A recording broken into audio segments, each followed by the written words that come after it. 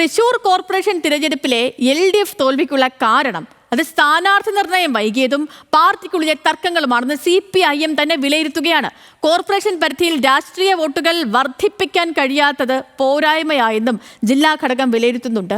ജില്ലയിൽ വർഗീയ ശക്തികൾക്കെതിരായ മത്സരത്തിൽ ജില്ലയിൽ ഭൂരിപക്ഷം സ്ഥലങ്ങളിലും തിരിച്ചടിയുണ്ടായെന്നും പാർട്ടി വിലയിരുത്തുന്നു. ലെവിൻ കെ വിജയൻ വിവരങ്ങളുമായി തൃശൂരിൽ നിന്നും ചേർന്നുണ്ട്. Levin, good morning. എന്തൊക്കെയാണ് ഇപ്പോൾ തോൽവിയിലെ പാർട്ടി വിലയിരുത്തലുകൾ?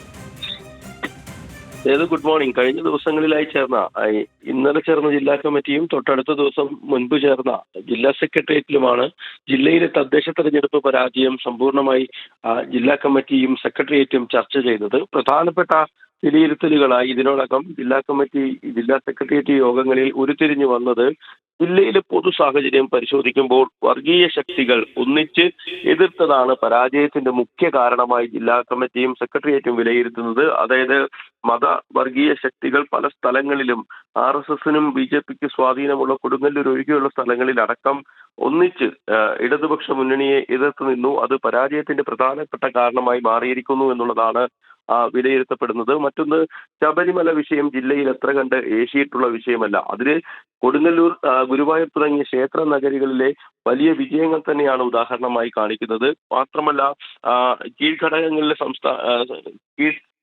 പ്രശ്നങ്ങളും സ്ഥാനാർത്ഥി നിർണയവും അടക്കം ഫലത്തെ ബാധിച്ചിട്ടുണ്ട്. ഭരണവിരുദ്ധ വികാരം തൃശൂർ ജില്ലയിൽ അത്ര കണ്ട് ഏശിയിട്ടില്ല. ക്രൈസ്തവ വോട്ടുകളും UDFന് അനുകൂലമായി, RSS BJP സ്വാധീന മേഖലകൾ ഒഴിച്ചുള്ള മുസ്ലിം വോട്ടുകളും UDFന് അനുകൂലമായി സംഭവിച്ചതുകൊണ്ടാണ് ജില്ലാതലത്തിൽ ഒരു പരാജയത്തിന് പ്രധാനപ്പെട്ട കാരണമായി മാറിയിരിക്കുന്നത് എന്നുള്ളതാണ് CPIMന്റെ വിലയിരുത്തൽ.